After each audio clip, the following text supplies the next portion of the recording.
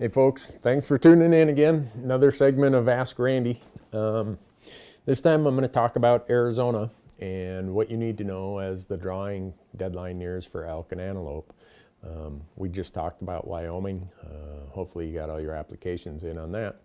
Again, please send us these questions. Send them to the email that you see at the bottom of the screen, askrandy@hunttalk.com. It's a lot of fun to get your questions, and when it's this application season in the winter and in the spring, I get a lot of questions. And the reason being is I spend so much time doing this, needing all these tags for the TV show that I guess people look at me and say, well, he's got to do it, so maybe he can answer my question. And they're probably right. I probably have encountered it. So let's talk about Arizona. Arizona has fantastic hunting for every species that they issue a tag for. For those of us who are non-residents, we want to be aware of deadlines because Arizona has two different deadlines. They have the elk and antelope deadline, which is usually in early February, with results posted sometime in March. And then they have the deer, sheep, and other species deadline, which is usually in early June, with results posted in July. So if you're asleep at the switch, you're going to miss one of those deadlines. Make sure you're on the ball. So with that, I want to talk about how the Arizona system works. There's some quirks to it, things you need to know as a non-resident. Those of us who are non-residents, we're restricted to 10% of the tags, and it's not guaranteed 10% of the tags. It's what's called up to 10% of the tags. So in some units, non-residents may not even draw 10% of the tags. Just how it goes. And there's a lot of demand for those non-resident tags in Arizona, and if you ever get to hunt there, you'll know why. For every species they have, the hunting quality is excellent, and there's a lot of public land. To get started though, the first thing you got to do is you have to purchase a non-resident hunting license. And right now that costs $160. I mean, that's just write the check, put it on your credit card, whatever. That's money up front that you're never going to get back. And Arizona has a true bonus point system. So in order to even enter into this bonus point system, you have to buy that non-resident hunting license. Some people complain about it, but hey, that's, every state gets to do it how they want to do it. And that's one of the things that you just need to be aware of. And then I'm just going through my list here I have on the computer. Arizona is kind of unique in that it looks at your first and second choice before it goes on to the next guy in line. So one of the tactics you can use is put in for a really hard tag as your first choice. And if you don't draw it, if you put in for kind of a moderate, not super hard draw as your second choice, there's still a chance you could get your second choice. So Arizona looks at all the first and second choice applicants before it goes on to any of the third, fourth, and fifth choice applicants. So for those of us who are non-residents, you can pretty much write off choices 3 through 5. There will not be enough tags left over for us, especially the high demand hunts that we as non-residents probably want to use or at least get for the fact that we're paying a large non-resident fee for the tag plus the non-refundable license cost. You can apply for a points only in Arizona. What that means is, hey, I'm busy this year. I don't want to draw a tag in Arizona, but I want to make sure I get a point. And you can just fill out the box, or I do all mine online because that way if they receive and accept my application, I know there shouldn't be any mistakes. So you can take the point only option, and you're not going to draw a tag, but at least you're going to get another point for that year that you get to use for the draw next year. Party applications, Arizona does accept party applications, and they're one of the few states that you can kind of, how would I say this? It's to your benefit to do so if you have somebody who's got one more point than you. And here's how it works. Say I've got 3 points and you've got 4 points.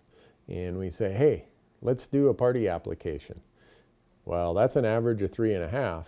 Arizona is one of the few states that rounds the group application up if it's at 0.5. So in my example, you and I would go into the draw with 4 points. some people would say, well, that's kind of scamming the system, but that's how the Arizona system works. So I don't know what else to say. And then there's two other ways you can get a bonus point in Arizona other than just being unsuccessful. One of them is they have a permanent hunter education bonus point. Back in 2006, I flew down to Kingman, Arizona, took the non-resident hunter education class. It's a one-day class, and it's a long class. I think we started at 7:30 in the morning, and we didn't get done till about 8 at night. But now, every year in Arizona, I start out with at least one bonus point for that hunter ed class that I took. So even if I draw a tag and they reset all my points to 0, that next year I still have my hunter ed point. So I go into the draw with at least 1 point. And it's a permanent point, you never lose it. Then another way that you can get an additional point in Arizona, they call it a loyalty bonus point. And if you've applied for 5 consecutive years for a species, you then get an additional what they call loyalty point for that.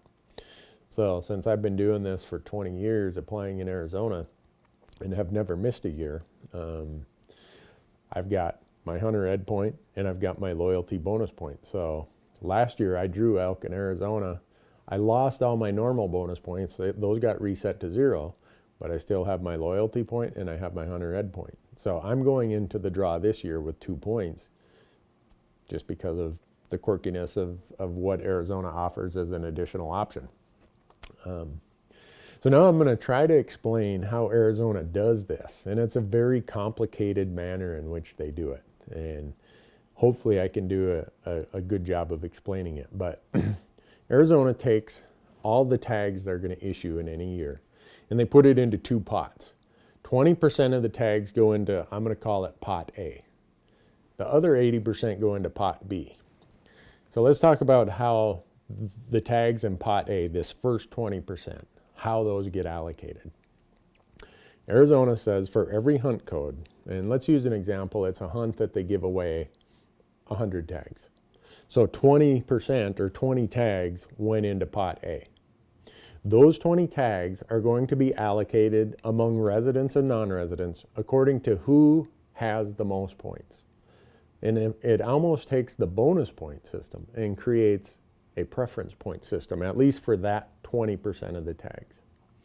So if you're the guy with the most points, you're going to draw in that what we call, some call it a bonus round, some call it whatever. But in pot A, when they do that first part of the drawing, if you have the most points, you're getting your tag. And again, they look at your first choice and your second choice for this drawing. So let's say that you didn't draw in pot A. Everyone gets put into pot A, but if you don't draw in that drawing, everyone who didn't draw gets put over here in pot B. And you get to go through that drawing again. In pot B, those tags get allocated based on a true bonus point system. In other words, if I've got 5 points, I get 5 random numbers assigned to me, and the lowest of those random numbers is the one that I get to use in the drawing. And all of this is done with the subject or with the parameters of 10% of these tags is the maximum amount that can go to non-residents. So you think about some of these early rifle elk hunts, some of the archery elk hunts, maybe some of the really premier antelope hunts, which pretty much all of them are in Arizona. In this pot A, when the first 20% of the tags are drawn, there could be a whole bunch of non-resident applicants for a certain hunt code. Sometimes the 10% quota is already met in this pot A drawing, so that if you applied for that and you didn't draw in pot A, you can't draw in pot B because the 10% quota was already met in the first drawing. So you look at the Arizona strip mule deer tags. Those always go to non-residents with the maximum points. The 10% quota is met right away. So if you don't have maximum points for deer in Arizona, you're wasting your time usually applying for one of the rifle tags up on the Arizona strip. other really renowned elk hunts in Arizona are units 9 and 10, 1 and 23. Well, sometimes they have early rifle hunts in those units. Well, who doesn't want to hunt elk in one of those premier Arizona units with a rifle in the rut? I mean, that's a high demand tag. Most of those tags, just every year, those tags are, the non-resident quota is already met in Pot A. So if you aren't up there in the point totals to get one of those tags in that first Pot A drawing when the 20% of the tags are given on this preference point system, don't even waste the time. You're, I guess, spending money that you have 0% odds if you're not way up in the point totals.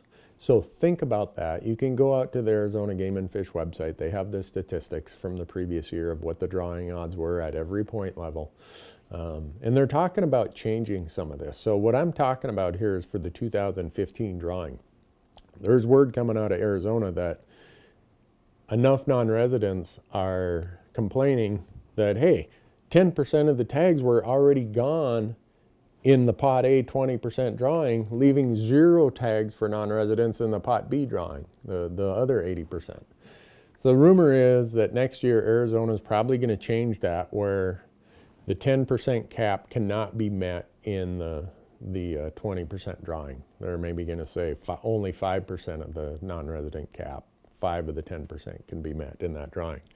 So for 2016, what I'm telling you today could be completely different. But anyhow, those are some basics about Arizona. The more you dig into it, the more you're going to learn. There's all kinds of little tweaks and nuances. You know, there's special use price licenses, stuff like that. They even applies to non-residents. You got to be 10 years old. If you're under 14, yeah, I believe it is, you have to have taken a hunter ed class. So go through and read the regulations. You can download them off the site, and there's a ton of information there. What I'm giving you here isn't everything. This is just a good starting spot, because I get a ton of emails saying, wow, I saw that Arizona elk hunt you guys did. How do I get a tag? So hopefully this gives you a little bit of insight to that, place to start. And keep watching. Next state we're going to talk about, I think, will probably be New Mexico. That'll be in a couple weeks. So thanks for watching. Send us more of your questions. The email at the bottom, askrandy@hunttalk.com, and hopefully we'll get to it. Thanks a lot. Good luck in the draw.